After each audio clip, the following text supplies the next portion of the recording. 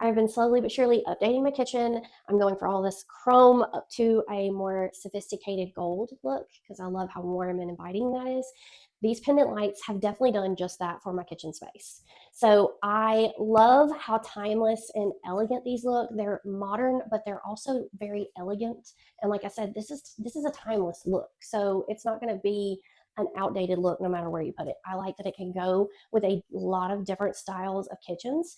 If you have a sloped ceiling in your kitchen, don't worry about it because these are able to be angled to where they will sit flush with the ceiling, but your light will also be pointed straight down where you want it. These are perfect for over like an island or a peninsula like I have here, or a kitchen sink.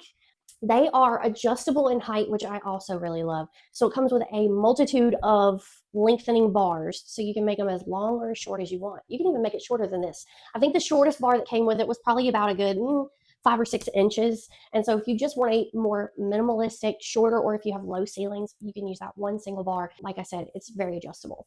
Huge plus in my book. Plus, they're very simple but elegant.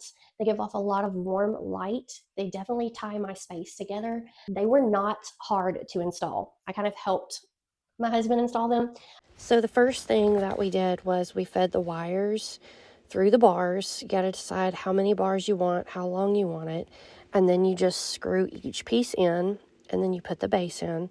You're going to have to take that metal plate off the inside of that base. Just screw all that in. Take the end of that off, and then you can put the globe on. Now it comes with gloves, and I wish I had used them because it definitely left fingerprints everywhere. Then you put that metal bracket up in the ceiling. You're going to use the bolts or the screws that it came with, and you're going to screw that in. Now make sure you line those bolts up to where you want your decorative balls to be on the outside. Trim the wire down to where you want it. Then go ahead and put your wire nuts on there, black to black, white to white. Put it up in the ceiling. Put the grounding wire onto that green screw, and then go ahead and put everything up.